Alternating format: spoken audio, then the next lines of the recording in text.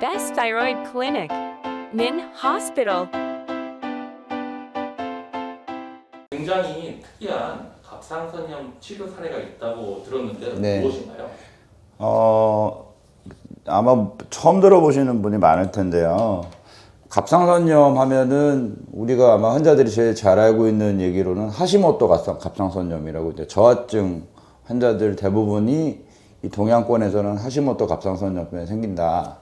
그건 아마 들어보신 적이 있을 거고, 또 아급성 갑상선염 이것도 아마 전에 한번 언급을 제가 했었는데, 리델 갑상선염이라는 게 있어요. 갑상선염 중에 가장 드문 경우인데 뭐 한 1%도 안 될 것 같아요. 근데 이 질병은 원인이 아직 밝혀지진 않았어요. 이게 자가 면역 때문인지 아니면 다른 이유 때문인지 밝혀지진 않았지만 천천히 갑상선이 섬유질처럼, 우리 옛날에 연필 쓰고 지우는 지우개 있죠? 고무 지우개.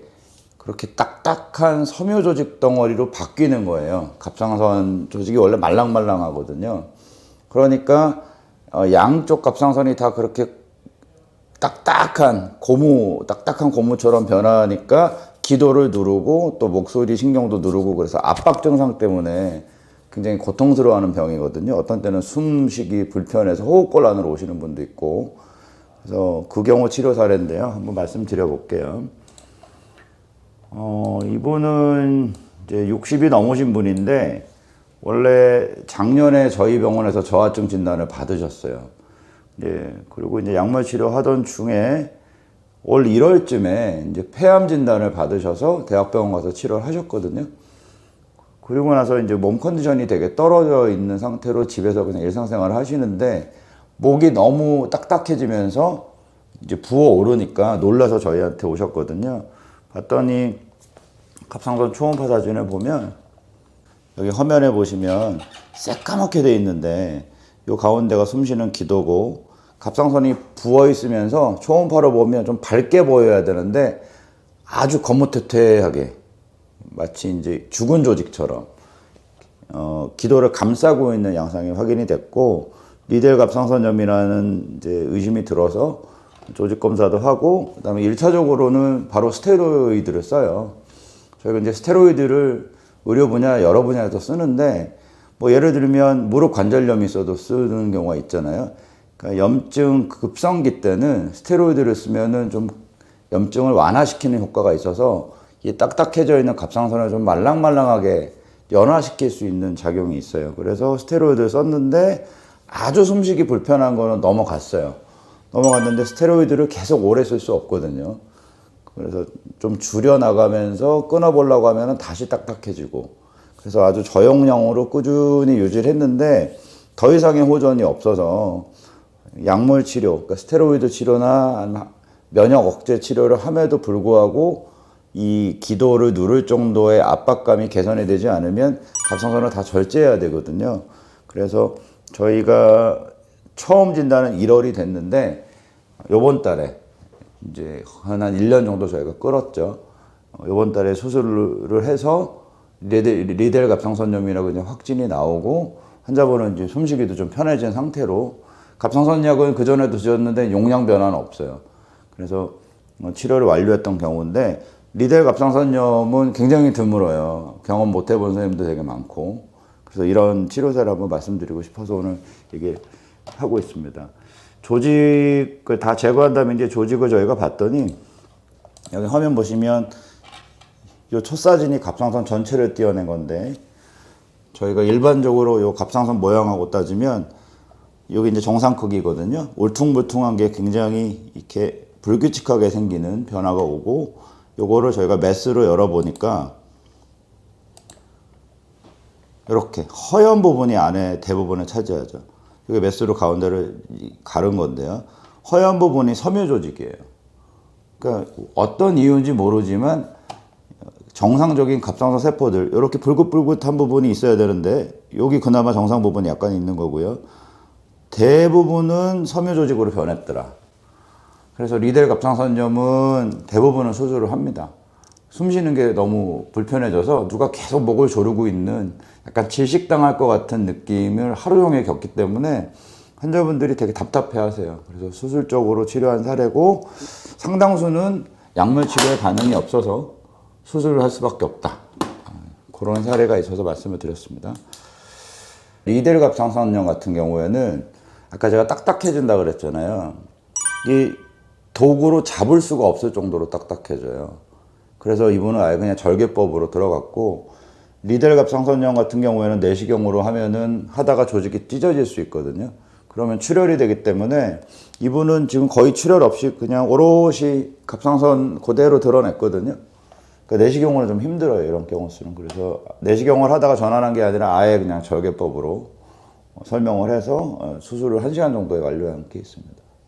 그래서 리델 갑상선염은 좀 우리가 알고 있는 하시모토나 아급성 갑상선염하고 좀 달라요. 그러니까 아급성 갑상선염도 나중에 자세히 한번 다루겠지만 처음에는 목이 붓고 누르면 아픕니다. 딱딱해지는 느낌이 있는데 초음파를 보면 전체가 다 그럴 수도 있지만 그래도 정상 부분이 꽤 있어요. 한 부분적으로만 이렇게 갑상선이 염증 반응이 생기는 현상이 발생하고 그 부분에 통증을 느끼거든요. 그리고 그런 분들은 얘기를 들어보면 뭐 감기나 독감이나 코로나나 이런 게 걸렸던 감염의 경력이 있고 염증 수치를 보면 염증 수치가 올라가 있어요. 근데 리델은 갑상선 전반적으로 번져 있고 초음파를 보면 어디 한 군데 국소적이라고 할 거 없이 갑상선이 다 변해 있고요. 염증 수치나 이런 게 다 정상이에요. 그리고 아주 극심한 이 목 답답함을 호소합니다. 실제로 어느 정도로 갑상선이 딱딱해지냐면 시냇가에 있는 돌, 그런 짱돌 같아요. 그래서 우리가 짱돌 갑상선염이라고 부르는 경우도 있었어요, 옛날에. 그래서 그런 게 기도를 누르고 있으니까 이렇게 숨 쉴 때 유연하게 이렇게 탄력적으로 기도가 늘어났다, 이게 좁아졌다 이렇게 하면서 움직여줘야 되는데 그런 변동이 없는 거죠. 그래서 숨 쉬는 것도 불편하고 어떤 때 삼키는 것도 되게 불편해지고 고개를 숙일 때도 불편해서 움직임이 좀 제한되고 그런 증상이 아주 환자를 힘들게 하는 경향이 있습니다. 그래서 이 경우는 아주 희귀하고 재밌는 케이스예요. 환자분은 지금 아주 힐링이 잘 돼서 갑상선약 그냥 원래 드시던 거 쭉 유지하고 있고 예전에 느꼈던 호흡곤란 없어지셨고요. 그래서 잘 치료가 됐습니다. 이게 리델 갑상선염이 암이 되진 않는데요. 암하고 되게 헷갈려요. 그러니까 우리가 영상적으로 암을 의심할 수 있는 소견이 거무퇴퇴한 변화인데 리델 갑상선염은 전반적으로 퍼져 있지만 일부분 모양만 보면 암하고 구별이 안 될 때가 있거든요. 그래서 항상 조직 검사를 해서 리델이 맞는지 암이 숨어 있는지 보는데 이 경우는 순수 리델이었고 리델 자체는 암으로 가는 리스크는 그렇게 크지 않다고 되어 있기 때문에 암 환자분들, 전절제한 암 환자분들처럼 약은 평생 드시지만 암이 재발된다든지 이런 리스크는 없는 거죠. 그리고 또 중요한 게 갑상선을 다 뗄 때 뭐 피 안 나게 절제하고 남아있는 갑상선 없도록 절제하는 것도 중요하지만 갑상선에서부터 혈액을 같이 공유하는 부갑상선이 같이 절제됐을 때 평생 칼슘약을 다량으로 드셔야 된다는 문제가 생길 수 있거든요. 근데 이분은 수술한 당일날 이제 부갑상선 수치를 봤더니 정상으로 유지가 돼서 저희가 이제 고용량 칼슘요법은 안 해도 되는 부갑상선에 대한 보존이 잘 이루어진 분으로 나와서 아주 치료가 잘 마음에 들게 잘 됐다 이렇게 말씀드릴 수 있습니다. 이분이 수술 직후에 당일날 했던 부갑상선 수치를 보면 33이니까 15점에서 65점 정도가 정상 범위거든요. 그러니까 수술할 때 부갑상선을 걷어내면 정상보다 훅 떨어져 있어요. 그리고 며칠 지나면 바로 저칼슘증이 나타나는데 그런 증상이 없이 힐링이 잘 되셨습니다. 제가 한 4,300냐 정도 한 것 같아요.